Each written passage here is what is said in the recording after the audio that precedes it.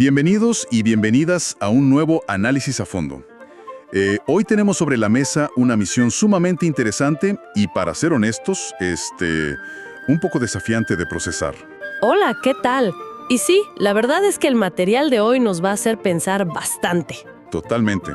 Fíjate que vamos a desglosar una serie de textos fascinantes que se atreven a responder a una pregunta que, a simple vista, parece antiquísima, casi sacada de una exhibición en un museo de historia, pero que resulta ser sorprendentemente actual. Ajá. Y la pregunta es, ¿dónde comienza realmente la idolatría? Para quienes nos escuchan hoy, el objetivo de esta exploración es bastante claro. Vamos a examinar un conjunto de notas de investigación muy detalladas y pasajes bíblicos clave. Que trazan toda la evolución del concepto. Exacto. Sí, y la psicología humana que lo rodea, a través de 3 líneas temporales muy marcadas: el pasado, el presente y el futuro. Así es. Y creo que es fundamental establecer desde el primer minuto que los documentos que estamos analizando hoy no abordan este tema desde una perspectiva superficial, ni meramente decorativa, digamos. Claro, no solo un repaso histórico. Para nada. Al contrario, nos invitan a conectar los puntos entre textos que tienen miles de años de antigüedad y la psicología humana moderna. Nos muestran un patrón de comportamiento, una arquitectura mental que, francamente, trasciende las épocas. Definitivamente. Las fuentes que revisaremos son increíblemente ricas porque no se quedan solo en narrar un evento histórico aislado. Entran de lleno a analizar la motivación oculta, el motor invisible detrás de la acción humana. Y ese es precisamente el gancho que hace que el tema de hoy sea tan cautivador. Porque, a ver, seamos realistas. Cuando la gente escucha la palabra idolatría, la mente viaja de inmediato a escenas de películas de aventuras. Sí, pensamos en cosas muy lejanas. Exacto.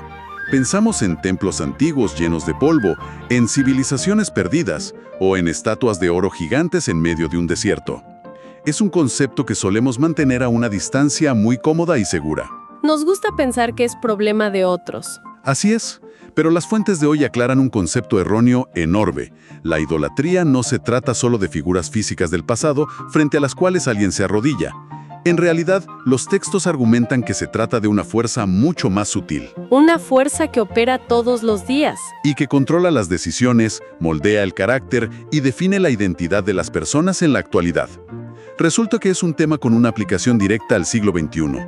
Es un cambio de paradigma inmenso para nuestra audiencia. El análisis nos invita a dejar de mirar hacia afuera, hacia esos objetos físicos de madera o piedra, y empezar a mirar hacia adentro. Completamente hacia adentro. Es, en el fondo, una auditoría profunda sobre qué o quién ocupa realmente el asiento del conductor en la vida de un ser humano. Y bueno, el primer paso de este recorrido analítico nos lleva inevitablemente al principio de todo, a la historia fundacional que exponen estos textos. Bien, vamos a desempacar esto. Porque la primera sección de nuestras notas de investigación se enfoca en el pasado y lanza una premisa principal que rompe absolutamente todos los esquemas tradicionales. Rompe con todo lo que asumimos. Sí. El texto plantea, de manera bastante literal, que la idolatría comienza en el corazón humano, no en el objeto en sí. O sea, no nace en el momento en que alguien talla una figura de madera o enciende un horno para fundir metal. Surge de una distorsión completamente interna. Exactamente. Es el instante preciso en el que el ser humano decide desplazar al creador del centro de su vida. Pero, para entender cómo funciona esto, el documento nos lleva al libro de Génesis, capítulo 3, versículo 6. La famosa historia de Eva y el fruto. Un clásico que todos creen conocer. Y yo me incluyo, siempre me pareció una historia sobre desobediencia básica. Pero, a ver, ¿qué tiene que ver esto exactamente con la idolatría? Lo fascinante aquí es cómo los textos antiguos ilustran esa compleja psicología humana con una imagen tan sencilla. El pasaje describe el momento en que Eva observa el fruto, pero las notas de investigación nos piden que nos detengamos en un detalle crucial de la narrativa.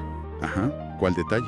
El texto dice que vio la mujer que el árbol era bueno para comer y árbol codiciable para alcanzar la sabiduría.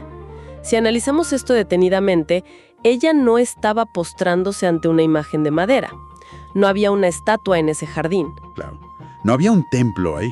Lo que estaba haciendo era una evaluación interna. Estaba valorando más el beneficio que podía obtener, que en este caso era una sabiduría independiente y autonomía total, que la directriz original y la relación que tenía con la divinidad. O sea, el fruto en sí no era el ídolo, era solo el medio para alcanzar un fin. Ella quería lo que ese objeto le ofrecía, que era el control. Exactamente. Las fuentes concluyen que es en este preciso mecanismo psicológico donde nace la raíz de toda idolatría. Consiste en otorgarle un valor supremo a algo creado, poniéndolo por encima de la fuente creadora. ¡Wow! Es en esencia una transacción interna donde el ser humano decide que algo más le dará la seguridad, la sabiduría o la felicidad que necesita. Y para reforzar esta idea estructural, la investigación cita una carta posterior, Romanos capítulo 1, versículos del 21 al 23. Que es un texto fundamental en el análisis. Así es, porque detalla el proceso patológico paso a paso. Y según veo en las notas, este texto de Romanos hace una afirmación bastante fuerte. Dice que el problema no es la ignorancia de la divinidad. Así es. Comienza diciendo, habiendo conocido a Dios. El problema ocurre después del conocimiento. ¡Qué interesante! El texto desglosa 3 pasos destructivos. Primero, hay un conocimiento de la divinidad. Segundo, el individuo decide dejar de glorificar o agradecer, lo cual es un acto de desconexión voluntaria. Y tercero, se cambia esa gloria incorruptible por una semejanza de imagen. Es una sustitución deliberada. Cambian lo eterno por algo que pueden manejar. Fíjate que he escuchado sobre otro ejemplo clásico que mencionan las notas, el famoso becerro de oro en Éxodo capítulo 32. Ah, claro, el becerro de oro. Para dar un poco de contexto a la audiencia, es ese momento en que el pueblo está en el desierto, construyen una estatua de un ternero de oro y dicen, Israel, estos son tus dioses. Pero seamos sinceros, siempre me pareció una historia casi cómica. Te entiendo, suena muy extraño para la mente moderna. Sí, o sea, ¿por qué un grupo de personas, de buenas a primeras, decidiría adorar a una estatua de ganado? ¿Qué nos dice el análisis sobre la psicología detrás de ese momento exacto? Porque tiene que haber algo más profundo que simplemente querer una joya gigante. Es una excelente observación. Y el ángulo que aportan las fuentes responde exactamente a ese porqué. El análisis sociológico y psicológico de ese momento destaca que el pueblo no rechazó a la divinidad de forma explícita. ¿No se volvieron ateos de repente? No se levantaron una mañana diciendo, somos ateos, ya no creemos en nada. Estaban en medio de un desierto, llenos de incertidumbre, y su líder humano había desaparecido temporalmente en una montaña. Estaban en una crisis total. Exacto. Lo que hicieron fue intentar sustituir esa presencia divina, que era invisible, soberana y que no podían controlar, por algo que sí podían ver, tocar y medir. Ese es el verdadero corazón del asunto. Claro. Crear una imagen de oro les permitía tener una deidad bajo sus propios términos, una deidad manejable, predecible y sobre todo portátil. Es como si quisieran domesticar lo divino. En lugar de someterse a algo incomprensible y vasto, crearon, por así decirlo, una mascota de oro. Algo que se ajustaba perfectamente a lo que ellos querían sentir en ese momento de ansiedad e incertidumbre. Les daba una falsa sensación de control. Ese deseo de control es el núcleo. Y un punto que las fuentes advierten con mucha seriedad es que esta sustitución a menudo tiene una apariencia muy religiosa. El pueblo incluso organizó una fiesta religiosa alrededor de la estatua. Usaron el mismo lenguaje, pero con otro enfoque. Así es. Lo que la historia de este periodo pasado nos enseña es que la raíz de la idolatría siempre opera a nivel interno. No requiere que uno abandone la terminología religiosa. Solo requiere que haya lealtades divididas y prioridades distorsionadas en la mente del individuo. Lo cual nos lleva a hacer una transición obligada, porque necesitamos traer todo este concepto milenario a nuestro contexto. A ver, la inmensa mayoría de las personas que nos acompañan en esta exploración de hoy no tienen un horno industrial en el patio trasero de su casa para fundir sus ahorros y construir becerros de metal. Afortunadamente no. Simplemente no vivimos en esa época. Entonces, si la raíz es esa necesidad interna de control y sustitución, ¿cómo se ve exactamente esta dinámica antigua en la vida moderna? Si conectamos esto con el panorama general de nuestra sociedad, la transición que hacen los textos es asombrosa por su precisión. Las notas de investigación indican que la idolatría en el presente ha mutado. Se ha transformado. Ahora es mayormente invisible, pero afirman que es igualmente real y tal vez incluso más peligrosa precisamente por esa misma invisibilidad. Según las fuentes, en la vida cotidiana actual, la idolatría comienza en el momento exacto en que algo, cualquier cosa, por muy normal que parezca, empieza a gobernar las decisiones críticas. Decisiones críticas, identidad o sentido de seguridad de una persona. Y aquí es donde las fuentes nos presentan un texto que cae como un balde de agua fría. Citan Colosenses capítulo 3, versículo 5. El texto dice, sin ningún tipo de rodeos, la avaricia, que es idolatría. Es directo al punto. Es una frase cortísima, pero me parece alucinante la amplitud que tiene. Nuestras notas aclaran que, bajo esta definición psicológica, la idolatría ya no se limita en lo más mínimo a estatuas. Incluye conceptos abstractos. Sí, conceptos que manejamos todos los días. Pero espera un momento, me surge una duda razonable. ¿Esto sugiere que tener una cuenta de ahorros o aspirar a un ascenso en el entorno corporativo o querer estabilidad financiera es inherentemente un acto de idolatría? Es una buena pregunta. Porque, ¿dónde trazan estos textos la línea entre una ambición humana normal y lo que ellos denominan adoración oculta? Es una distinción crítica que el documento aborda citando otro principio muy conocido, esta vez del libro de Mateo, capítulo 6, versículo 24, que declara, no podéis servir a Dios y a las riquezas. Ah, servir. La palabra operativa allí, la que marca toda la diferencia, es servir. El análisis deja muy claro que el problema jamás ha sido el acto de poseer cosas materiales, dinero o éxito. El conflicto existencial radica en servir a esas cosas. Claro, cuando pasas de ser dueño a ser esclavo de eso. Tal cual. Cuando una persona comienza a servir a su carrera o a su cuenta bancaria, esa entidad empieza a dictar las reglas de su vida. Dicta qué nivel de estrés tóxico va a tolerar, dicta cómo va a tratar a sus subordinados para lograr sus metas y dicta si sacrificará su integridad moral por un porcentaje más de ganancia. Todo gira en torno a eso. Cuando eso ocurre, el éxito profesional o el dinero han dejado de ser herramientas, se han convertido en amos absolutos. Ah, entiendo perfectamente. Deja de ser un recurso y se convierte en el fin último, en la razón de ser. Y las notas mencionan algo que me voló en la cabeza. Hablan de cómo cosas inherentemente buenas, como las ideologías de justicia, las relaciones personales e incluso los ministerios o causas benéficas, pueden convertirse en ídolos. Así es. Y eso conecta perfectamente con un pasaje del profeta Ezequiel, capítulo 14, versículo 3, donde se describe a líderes que han puesto sus ídolos en su corazón. Ídolos en su corazón, otra vez hacia adentro. El documento subraya que un ídolo moderno suele ser algo bueno a lo que le hemos dado un peso que no puede soportar. Imagina una relación de pareja. A ver. Si una persona hace que su valor propio dependa exclusivamente de la aprobación de su pareja, esa relación se convierte en un ídolo. Y paradójicamente, esa presión termina destruyendo la relación, porque ningún ser humano fue diseñado para cargar con el peso de ser el dios de otra persona. Qué fuerte. Ningún humano puede proporcionarle validación y significado absoluto a otro de manera sostenida. Entonces, ¿qué significa todo esto a nivel práctico? Para la audiencia que escucha esto mientras conduce al trabajo o toma un café tratando de aterrizar estos conceptos en su rutina de lunes a viernes, ¿cuáles son los indicadores reales? ¿Hay formas de medirlo? Sí.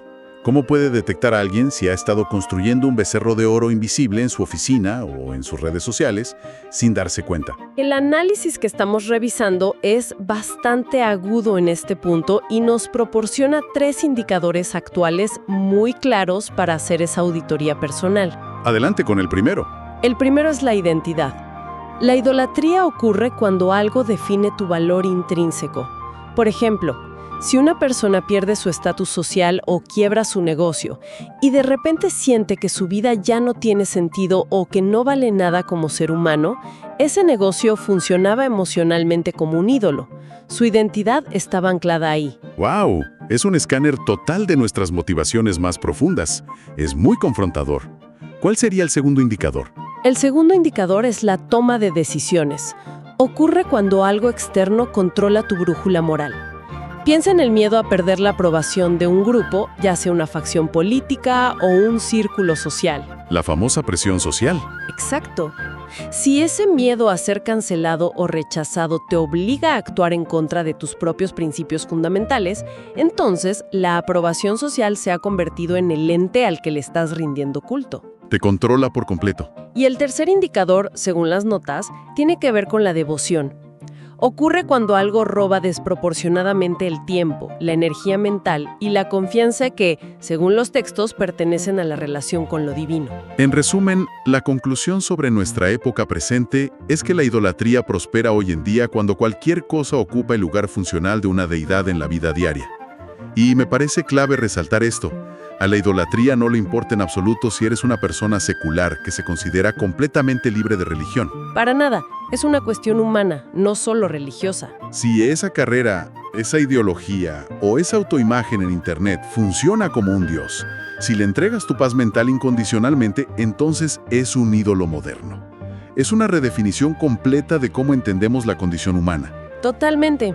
Demuestra que todos los seres humanos están adorando o rindiendo su devoción a algo.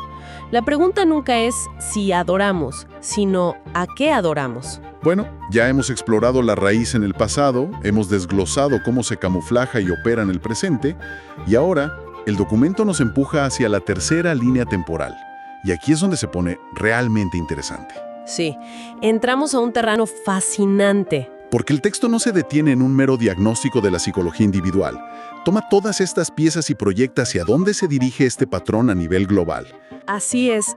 Las notas entran ahora en el ámbito de la visión futura, utilizando textos de naturaleza profética y analizan cómo culmina este proceso de sustitución que comenzó en el interior de un individuo. Muestra el destino final. La tesis principal del documento para el futuro es escalofriante por su magnitud. Afirma que esta idolatría no se quedará perpetuamente en un nivel sutil, privado o inconsciente. Eventualmente tendrá una manifestación final, explícita y sistémica a nivel mundial. Es como el clímax absoluto de la historia humana, según estas fuentes. Para fundamentar esto, el análisis utiliza el libro de Apocalipsis, que sabemos que siempre genera mucha intriga y a veces confusión. Específicamente cita el capítulo 13, versículos 14 y 15, y luego el capítulo 14. Textos muy intensos. Las notas subrayan cómo el texto describe un momento en el que se hará que la tierra y los moradores de ella adoren a la bestia. Pero a ver, me cuesta un poco colectar los puntos aquí. Te escucho. ¿Cómo pasamos de algo tan íntimo e invisible como amar demasiado el éxito corporativo o la aprobación social a un sistema mundial de adoración falsa? Suena a un salto enorme. ¿Qué nos dicen los expertos sobre la sociología de esta transición? Parece un salto grande, pero es una transición profunda y tiene todo que ver con el efecto acumulativo de nuestras pequeñas elecciones diarias. En el análisis del presente, hablábamos de una idolatría en gran medida inconsciente, personas sirviendo a sus ambiciones sin detenerse a pensar a qué le rinden culto funcionalmente. Claro, lo hacemos en automático. Lo que Apocalipsis describe es un sistema mundial donde la participación requiere una decisión consciente y pública. Ya no hay ambigüedades. Tienes que elegir un bando. Las fuentes resaltan que las pequeñas concesiones internas, esos desplazamientos sutiles de la brújula moral que discutimos antes, actúan como un entrenamiento para la mente humana. Como ir aflojando un tornillo poco a poco. Si a una sociedad se le acostumbra a comprometer sus principios por conveniencia, seguridad económica o integración social, eventualmente estará madura y dispuesta para someterse a un sistema totalitario que demande una alineación absoluta. Se convierte en una rebelión institucionalizada. Es como si esas pequeñas idolatrías cotidianas estuvieran adormeciendo el sentido crítico, preparándonos gradualmente, como la rana en el agua hirviendo, para aceptar un sistema que exige nuestra lealtad total a cambio de, digamos, participar en la economía o ser aceptados en la sociedad. Esa es la metáfora perfecta. Y el documento no deja este panorama global en el aire con un tono sombrío, sino que presenta un contraste final que resulta muy revelador.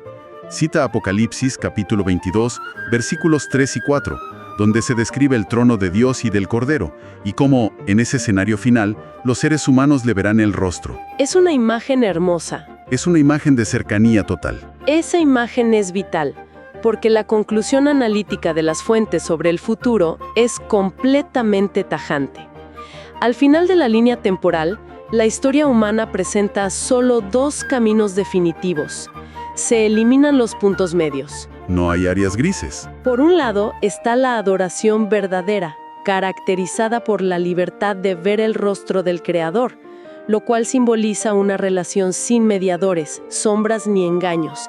Y por el otro lado, la idolatría absoluta, que culmina en la esclavitud total y la alienación con un sistema falso que absorbe la individualidad. ¡Qué contraste tan fuerte! El gran punto a retener es la trayectoria. La idolatría siempre comienza de forma inofensiva o sutil, quizás como una simple distracción, pero su destino sociológico y espiritual final es siempre la alienación sistemática en contra de lo divino. ¡Qué recorrido tan intenso y revelador hemos dado con este material!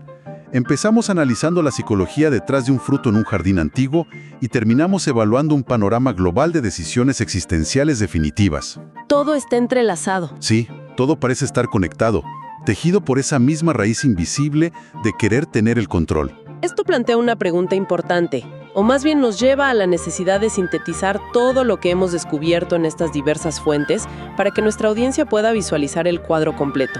Me parece excelente. Hagamos el resumen. Si miramos el mapa que el documento nos ha trazado, podemos resumir esta evolución del comportamiento humano en 3 etapas lógicas y secuenciales. Primero, en el pasado, comprobamos que la idolatría invariablemente tiene su punto de origen en el corazón humano. Comienza con un deseo desordenado o una crisis de confianza. El origen interno. Segundo, en el presente vimos cómo ese desorden interno se manifiesta externamente en nuestras decisiones diarias, en la forma en que manejamos el dinero, las expectativas que ponemos en otras personas y en qué depositamos nuestra seguridad. Las ramificaciones de hoy. Y tercero, en el futuro, los textos indican que esa cadena de decisiones culmina, a nivel global, en un acto de adoración abierta y sistémica. Podríamos resumirlo en corazón, decisiones y adoración global. Corazón, decisiones y adoración global. Me parece una estructura analítica brillante para comprender un fenómeno que es tremendamente complejo.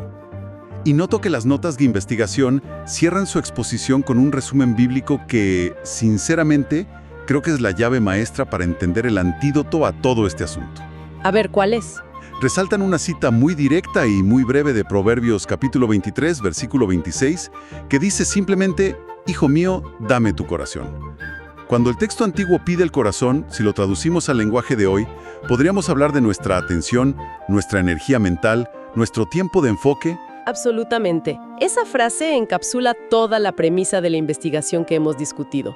La reflexión final que nos aportan los textos es profundamente contracultural. El creador en realidad nunca ha estado compitiendo con ídolos externos. No le interesan las estatuas. No está librando una batalla territorial contra figuras de piedra en un templo antiguo, ni contra el saldo de nuestras cuentas bancarias. La competencia es mucho más íntima. Él confronta directa y exclusivamente el corazón humano.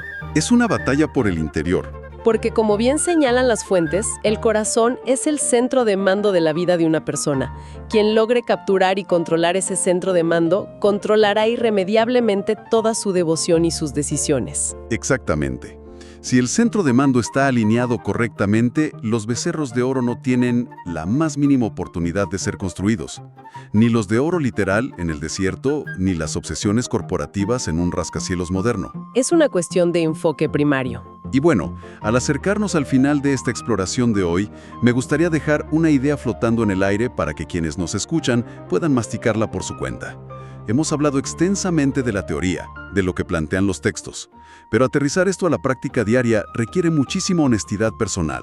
Es el trabajo más difícil. Sin duda, si la idolatría moderna, como hemos analizado exhaustivamente, se define mucho más por aquello a lo que le entregamos nuestro tiempo, nuestra paz mental y nuestra devoción, que por las estatuas que podríamos encontrar en un museo, entonces cabe preguntarnos de manera muy íntima y personal. Una pregunta necesaria. ¿Cuáles podrían ser esos becerros de oro invisibles y cotidianos que estamos construyendo en nuestras rutinas hoy mismo?